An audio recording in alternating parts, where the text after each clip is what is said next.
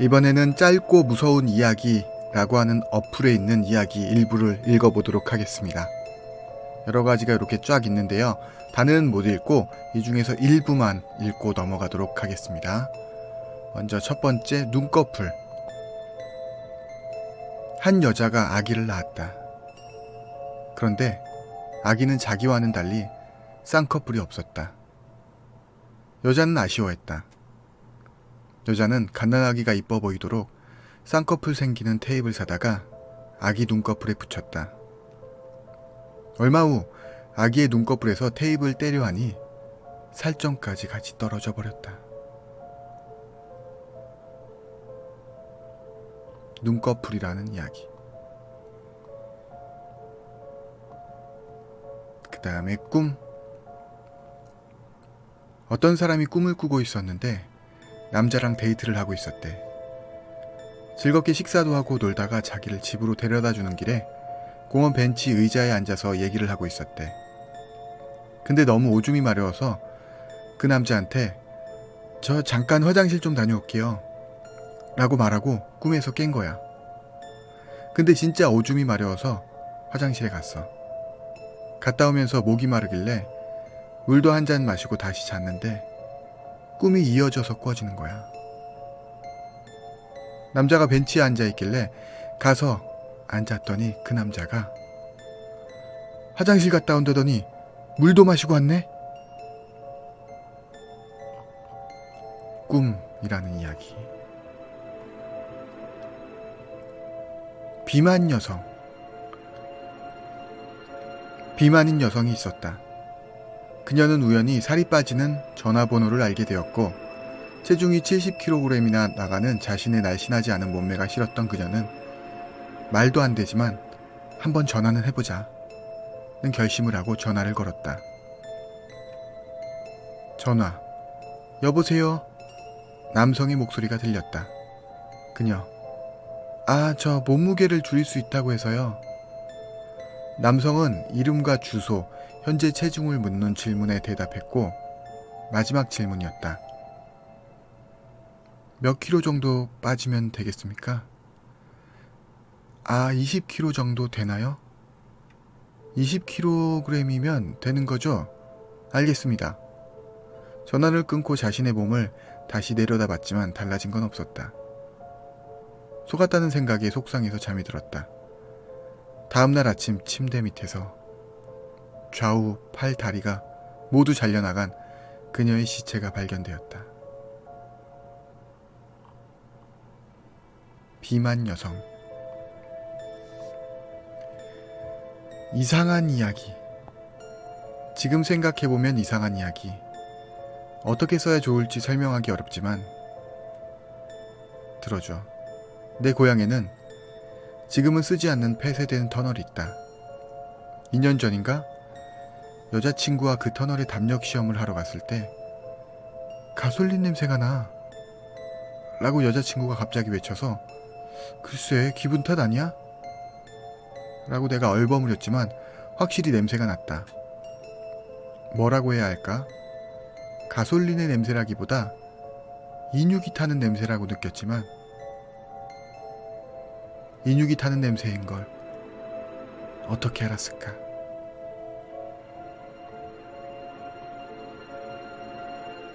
발소리. 잠을 자고 있는데 문 밖에서 발소리가 들린다. 툭, 툭. 우리 집엔 아무도 없어 깜짝 놀란 나는 불을 켜고 문을 살짝 열었다. 문틈새로 살짝 보니 피가 묻은 흰 소복을 입은 여자가 천천히 내 방으로 오는 것이 아닌가. 너무 무서운 나는 일단 장롱 안으로 들어가 숨었다. 잠시 후 내 방 문이 열리는 소리가 들렸다. 너무 무서웠던 나는 기도를 하며 장롱 안에 웅크려 있었다. 10분이 지났을까? 아무 기척도 느껴지지 않아 장롱 열쇠 틈새로 살짝 밖을 봤다. 그러나 밖은 거물 뿐 아무것도 보이지 않았다. 또 10분 후 다시 밖을 봤지만 여전히 아무것도 보이지 않았다. 귀신은 검은색 눈. 이번에는 잘생긴 오빠.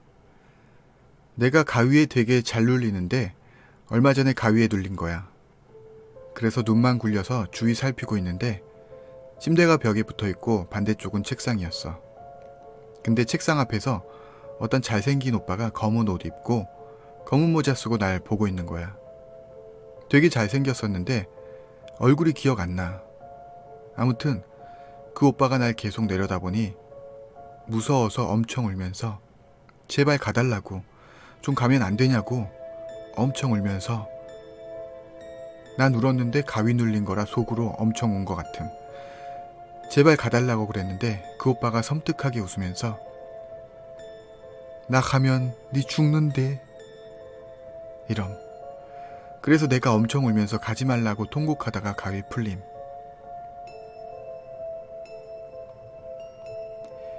이런 이야기도 있고. 밀폐된 방.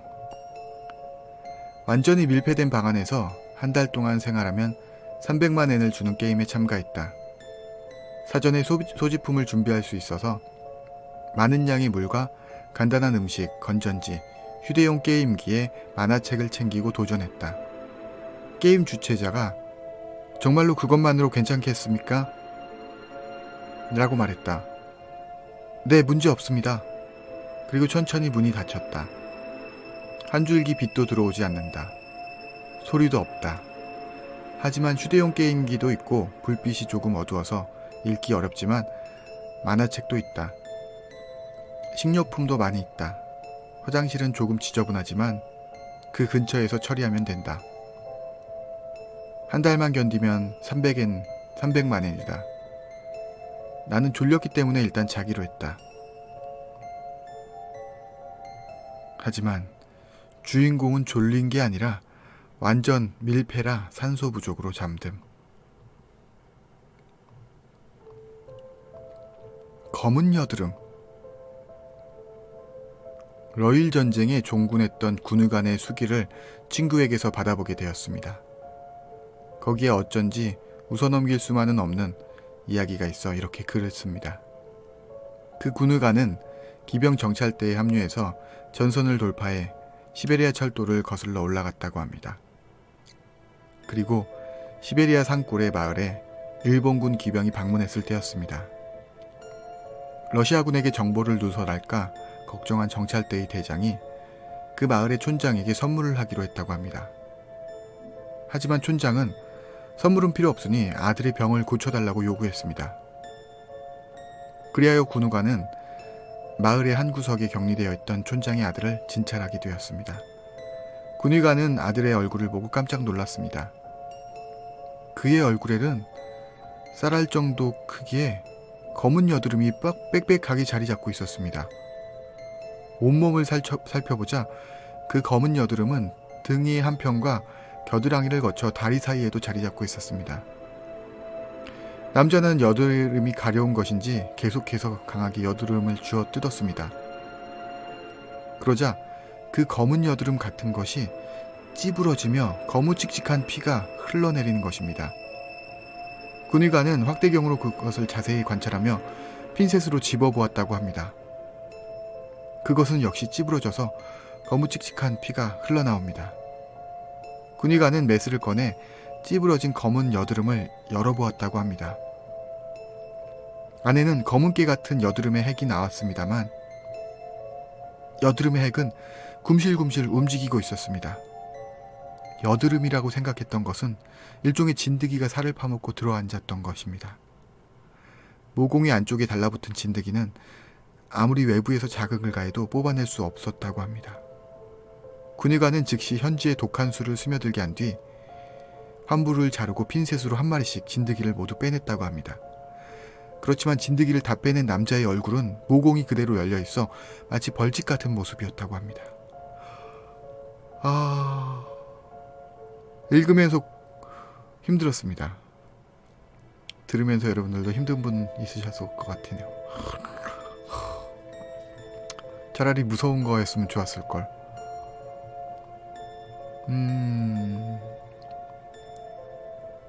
탁탁탁. 예전에 한참 가위가 눌릴 때였는데요. 제 방 침대에는 방문과 마주 보이는 구조였어요. 그날도 잠을 자고 있는데 갑자기 탁탁탁 하는 소리가 들리는 거예요. 잠귀가 밝은 저는 그 소리에 눈을 떴는데 머리를 풀어헤친 여자 처녀 귀신이 제 방으로 들어오려고 했지만 십자가처럼 벌린 양팔 때문에 문에 걸려서 들어오질 못하는 거였어요. 처음에는 놀래서 어쩔 줄 몰라 했는데 계속 못 오니까 웃음이 나더라고요. 그때였어요. 그 여자 귀신이 양팔을 벌린 채로 몸을 빙글 돌려서 제 방으로 들어왔어요.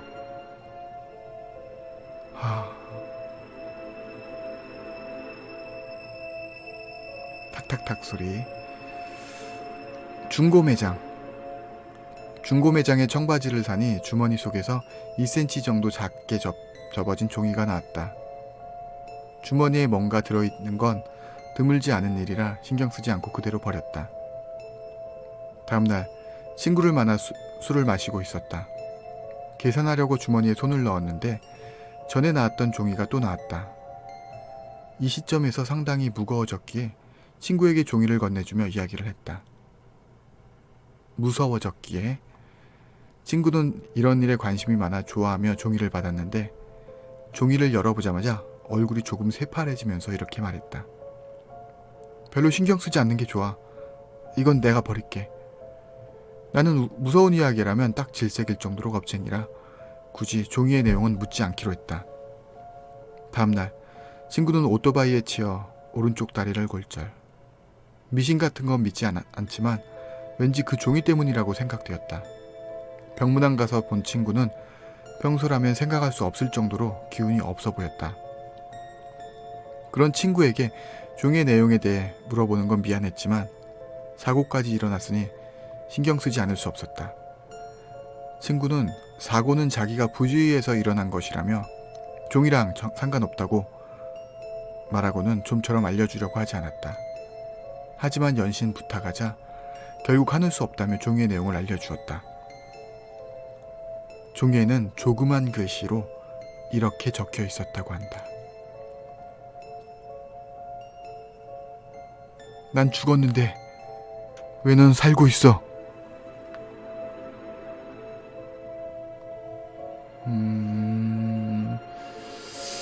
네.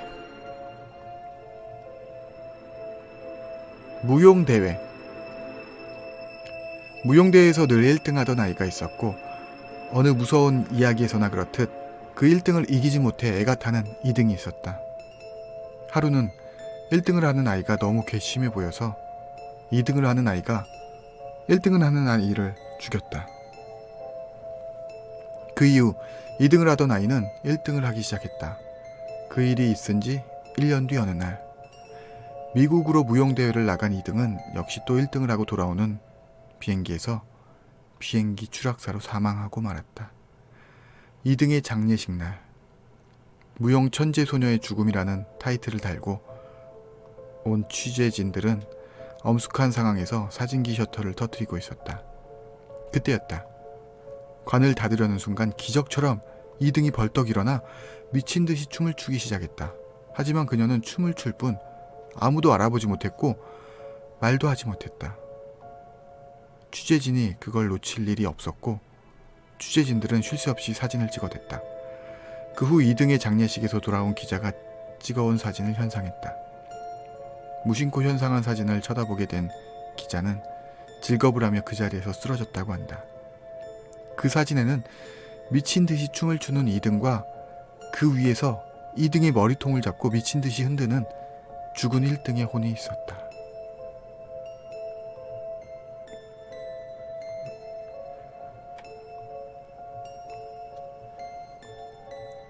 노인과 게임. 노인이 남자에게 말한다. 게임을 하나 하겠나? 노인이 설명한 게임의 내용은 다음과 같다. 상자 안에 고액의 상금이 들어있는데 남자가 상자를 열 수 있다면 그 안의 상금은 남자의 것이 된다. 상자는 아주 튼튼해서 맨손으로 여는 것은 불가능하지만 상자 옆에는 도끼 같은 것들이 놓여 있었다. 시간 제한은 없다. 남자는 얼마든지 하자고 했다. 돈을 얻을 기회만 있고 자신이 손해볼 것은 없는 아주 매혹적인 게임이었다. 참가 의사를 밝힌 남자에게 노인이 말한다. 사실 상자 속 상금에 다다르기까지 난관이 몇 가지 있다. 대신 5만엔만 낸다면 상금이 바로 옆에서 시작하게 해주지. 남자는 웃는 얼굴로 5만엔을 내민다. 게임이 시작되자 상금은 남자의 눈앞에 있었다. 남자의 머리가 잘려 상자 안에 들어가 있음.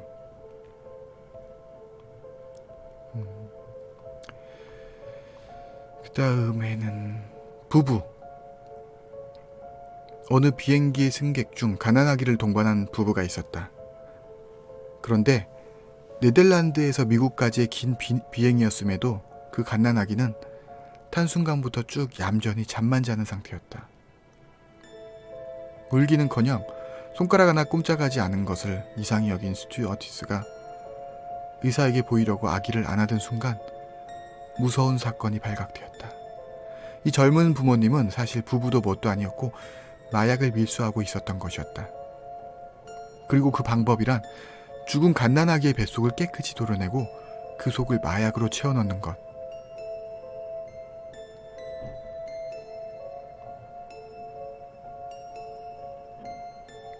고3. 제가 고3 때 일입니다. 워낙 공부도 안 했고 성격도 둥글둥글 낙천적이었던 저도 입시의 두려움에 신경이 곤두섰고 잠도 못 자고 입맛도 없던 시기였습니다.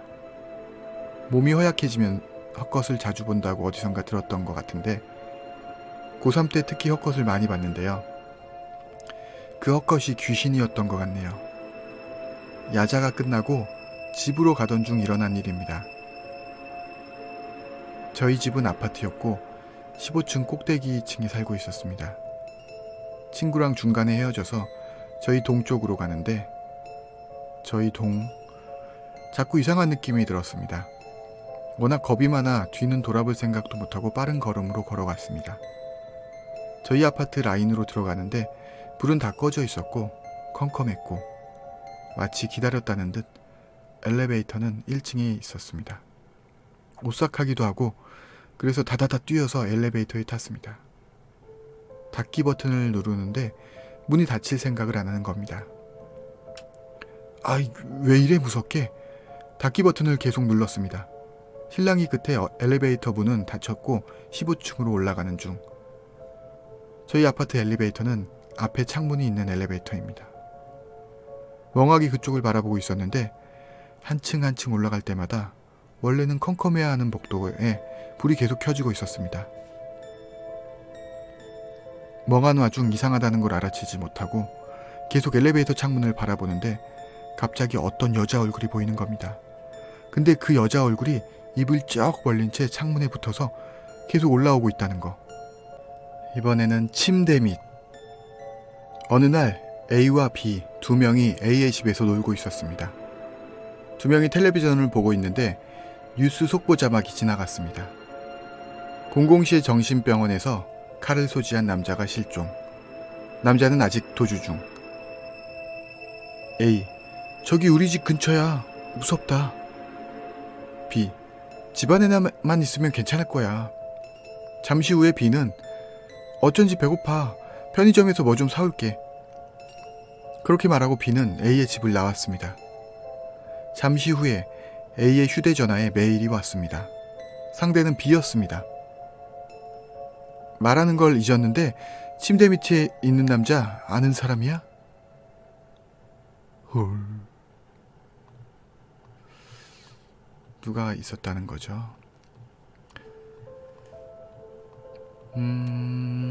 그리고 수박서리. 어느 수박 농가에서 상습적으로 밭에 몰래 들어와 수박서리를 하는 놈들 때문에 골치를 앓고 있었다. 좋은 대책이 없을까 궁리를 한 끝에 멋진 아이디어가 생각나서 간판을 만들어 수박밭에 세워두었다. 경고. 이 밭에는 청산가리가 들어있는 수박 1개가 있다. 그 다음날 농부가 밭에 나와 수박을 확인하니 하나도 없어진 것 없이 수박은 모두 무사했다. 다만 간판 아래쪽에 한 구절이 덧붙여져 있었다. 지금은 2개. 농부는 장난으로 청산가리를 넣었다고 한 건데 어떤 놈이 진짜로 청산가리를 하나 더 넣었음. 수박 농사가 끝났다는 게 소름이네요.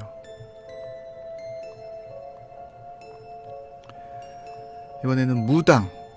어디서 들은 얘긴데 어떤 여자가 이상한 일도 많이 일어나고 가위도 자주 눌리고 그래서 무당을 찾아갔다고 함. 근데 무당이 여자가 들어오는 순간 소리 지르면서 나가! 이러는 거임. 그 이유가 무당의 눈에는 곧 죽을 사람은 물구나무를 서서 걸어오는 것처럼 보인다고 함. 근데 그 여자가 무당 눈엔 물구나무 서서 걸어온 거임. 소름.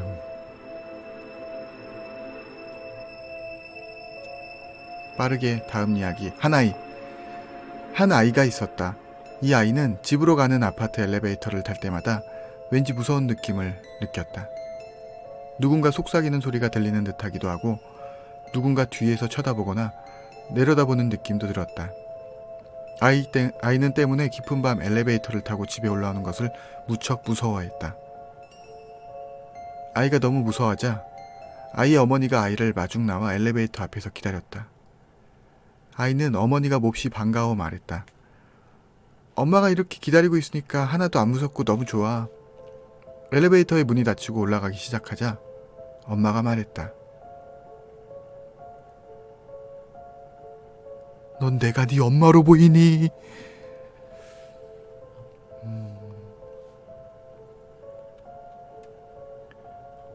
다음으로 영희와 미애. 영희와 미애는 그날 무슨 일에서인지 크게 다퉜습니다. 화가 난 영희는 그냥 집에 가버렸고 미애는 화나 좀 시킬 겸 동네 구멍가게에 앉아 아이스크림을 먹으며 시간을 보냈습니다. 그때 흰색 모자와 흰색 코트, 흰 장갑과 흰 양말, 흰 신발을 신은 사람이 다가와 미애에게 말을 걸었어요. 영희는 어디에 있니? 미애는 영희가 조금 괘씸하기도 해서 일부러 모르는 척을 했어요. 그 사람은 조금 서 있다가 이내 가버리더랍니다. 잠시 후 이번에는 검은색 모자, 검은색 코트, 검은 장갑, 검은 양말, 검은 신발을 신은 사람이 다가와 미애에게 말을 걸었어요. 영희는 어딨니? 미애는 이상함을 눈치채고 역시 모르는 척했어요. 그 사람은 조금 서 있다가 그냥 가버렸습니다. 미애가 집에 가려고 자리에 일어났을 때 아까 그 흰 옷을 입은 사람이 미애를 급하게 불렀어요. 혹시 아까 검은 옷을 입은 사람이 영희를 찾지 않았니? 이상함을 느낀 미애는 자신도 모르게 네, 그런데 왜요? 흰 옷을 입은 사람은 그 사람이 영희를 죽일 거야. 내가 영희를 구할 수 있어. 영희가 있는 곳을 알려주겠니? 미애는 그 말을 듣고 깜짝 놀라서 영희가 있는 곳을 알려줬습니다. 흰 옷을 입은 사람은 고맙다고 하며 영희가 있는 곳으로 뛰어갔습니다. 미애는 뛰어가는 그 사람의 뒷모습을 보다 주저앉고 말았어요. 그 사람 신발이 검은색이었거든요. 복장을 같은 사람이 변경한 그런 이야기. 모녀 이야기. 어떤 모녀가 있었는데요. 남편은 일찍 죽고 아내 혼자서 딸을 키웠는데 어느 날 딸이 꿈을 꿨어요. 엄마랑 둘이 버스를 타고 가고 있는데 갑자기 버스가 서더래요. 그래서 뭐지 하면서 주위를 둘러봤는데 버스 주변에 상복 아시죠? 장례식 날 입는 거. 그거 입은 사람들이 다 버스 안을 쳐다보고 있더래요. 그래서 딸이 너무 무서워서 엄마 데리고 나가려고 하는데 버스기사가 문을 안 열어주더래요. 너흰 우리랑 같이 가야 돼. 이러면서 그래서 딸이 어떡하지 속으로 생각하다가 버스의 지붕에 문 같은 거 있죠. 바람 통하게 하는 거. 그거 완전 확 열어젖히고 먼저 올라가서 버스 지붕 위로 나왔어요. 그리고 엄마 손을 잡고 끌어올리는데 꿈이 끝났대요. 너무 이상한 꿈이잖아요. 그래서 엄마 방에 가봤는데 엄마가 오른손을 위로 뻗고 돌아가셨대요. 꿈속에서 딸은 버스를 나와서 살았고 엄마는 나오지 못해 죽은 것.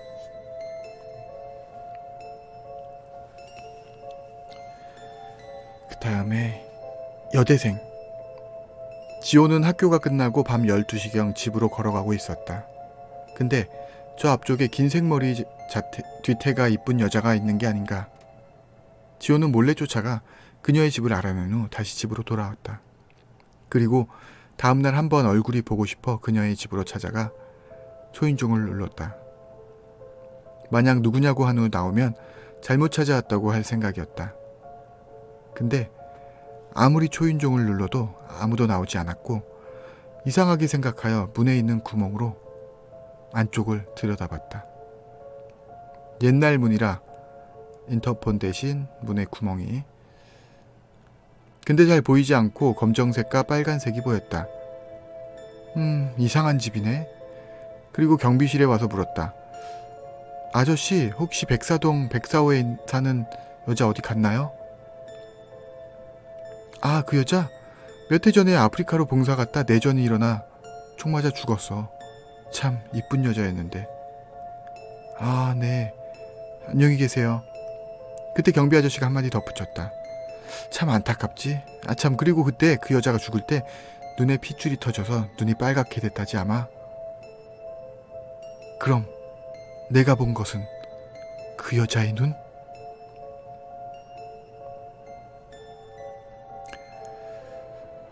섬뜩하면서 슬픈 이야기. 괴담은 아니고 뭐랄까 섬뜩하면서 슬픈 이야기입니다. 캐나다의 한 남자의 이야기입니다. 그는 어려서 학대를 받았으나 열심히 노력한 끝에 자수성가했다고 합니다. 아들이 생겼고 모두의 선망의 대상이자 자신의 인생 목표였던 최고급 스포츠카가 그의 차고에 있었답니다. 그러던 어느 날 차고에서 차를 정성스레 손질하던 그는 이상한 소리가 들려 주변을 살펴보았고 어린 아들이 천진난만한 표정으로 못으로 차체를 낙서를 하고 있는 광경을 보고 말았습니다. 이성을 잃은 그는 손에 잡히는 공구로 아들의 손을 가차없이 짓뭉개버렸고 아들은 대수술 끝에 결국 손을 절단해야 했습니다. 수술이 끝나고 마취에서 깨어난 아들은 아버지에게 잘린 손으로 울며 빌었답니다. 아버지, 다시는 안 그럴게요. 죄송해요. 용서해 주세요. 소년의 아버지는 절망적인 심정으로 집으로 돌아갔고 그날 저녁 차고에 들렀다가 권총으로 자살을 했다고 합니다. 그가 본 것은 그의 아들이 장난스레 쓰고 있던 낙서였습니다. 낙서의 내용은 I love daddy. 아빠 사랑해요.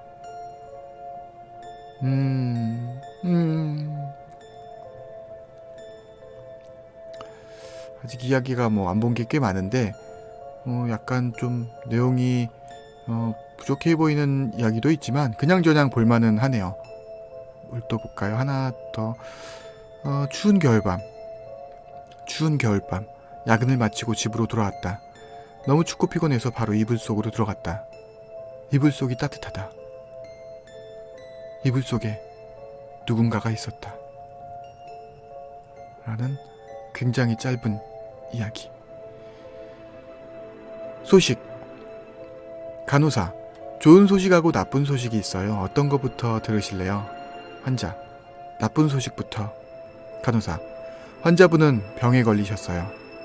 환자. 그럼 좋은 소식은? 의사 선생님이 환자분의 병에 환자분 성함을 붙일 거래요. 새로운 병이니 치료법도 없다는 것. 네. 너무 짧네.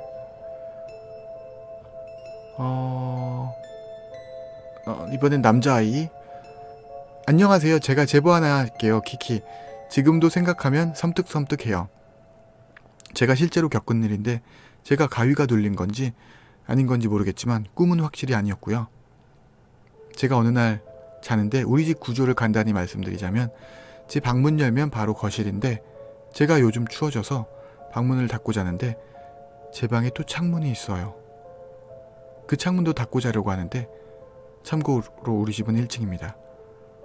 닫으려고 하는 순간 눈이 없고 창백한 얼굴의 남자애가 입을 해벌레 벌리고 창문에 매달려서 미친 듯이 웃더라고요. 전 너무 깜짝 놀라서 뒤로 자빠졌는데 그 남자애가 눈을 굴리더니 쓱 하고 내려가더라고요. 전 밖에서 어떤 아줌마가 재현아, 함부로 그러는 거 아니야, 이러길래 어떤 남자애가 장난한 거구나 이러고 안심하면서 잤는데, 누워서 드는 생각이 걔가 분명 입모양으로 뭐라고 하면서 웃었던 것 같은데 너무 정신이 없어서 그런 것까진 신경을 못 썼고 자려고 누웠는데 거실에서 누가 돌아다니는 소리가 들리는 거예요. 엄마가 돌아다니나 하고 있었는데, 그날은 가족이 벌초하러 간다 그래서 저는 풀 많은데 안 좋아해서 안 가고 집에는 저 혼자 있는데 누가 돌아다니는 건지 무서워지는 거예요. 용기를 내서 방문을 열었는데 아무도 없길래 아이 다행이다. 그러고 다시 자려고 뒤를 돌았는데 그 남자애가 창문에 매달려 있으면서 하는 말이 창문 열어달라니까 그쪽 문을 여냐?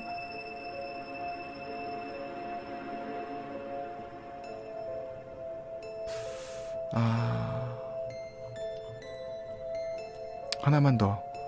가위 자주 눌린다던 친구가 있었다. 어느 날 그 친구 집에서 자게 되었고, 자기 전 친구는 해야 할 일이 있다며 방 밖으로 나갔다. 잠시 후 돌아온 친구. 나와 친구는 밤새 수다를 떨다가 잠들었다. 새벽 4시쯤에 깨어나 소변을 누고 방으로 돌아오던 중에 무슨 소리를 들었다. 어딨어? 어딨냐고. 나는 소리가 나는 쪽으로 갔고 친구가 부엌에서 아무 서랍이나 열며 무언가 급하게 찾고 있는 것을 보았다. 나는 무서웠고 조용히 방으로 갔다. 잠시 후 들어오는 친구는 다시 자리에 누웠고 코를 골며 잤다. 아침이 되어 일어난 나는 그때 일을 친구에게 말했다. 그랬더니 친구가 웃으며 하는 말. 어제 부엌 칼 숨겨놓길 잘했네. 친구는 목류병. 칼을 안 숨겼더라면 목숨이 위험했을지도 모르는 상황. 또는 친구가 목류병을 가장해 친구를 죽였을 수도 있었음. 하나만 더요. 별님. 소녀가 있는 곳에 별님이 내려왔습니다. 뭐든지 소원을 하나 들어주마. 별님은 말했습니다. 소녀는 울어버렸습니다. 내 가족을 없애줘. 그딴 가족 지긋지긋해. 다음날 소녀가 눈을 떠서 1층에 가보니 언제나처럼 엄마와 아빠와 오빠가 있었습니다. 소녀는 후회했습니다. 그날 밤 다시 별님이 소녀의 눈앞에 나타났습니다. 마음에 들었니? 소녀는 말했습니다. 어제 말한 소원을 불러줘. 별님은 말했습니다.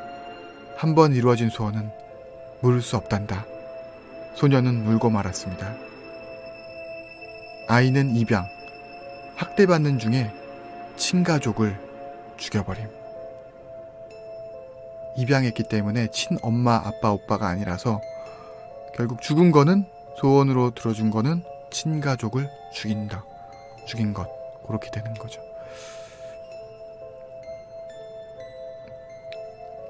택배. 상쾌하게 씻고 나온 호석은 항상 그랬듯 창문을 열어 바람을 맞으며 우유를 마셨다. 밑에서 비명소리가 들려 밑을 내려다보니 살인범이 누군가를 살해하고 있었다. 그러자 호석은 바로 창문을 닫았고 커튼까지 쳤다. 커튼을 살짝 열어 그곳을 보니 살인범은 자신에게 손가락질을 하고 있었고, 호석은 그것을 본 후 얼굴이 새파랗게 질려 모든 문을 걸어잠근 후 불을 껐다. 그리고 조금 후 밖에서 들려오는 소리. 똑똑똑. 택배입니다. 범인은 호석의 층수를 세는 중이었고, 호석은 그것을 본 후 자신을 죽일 것이라 생각하였다.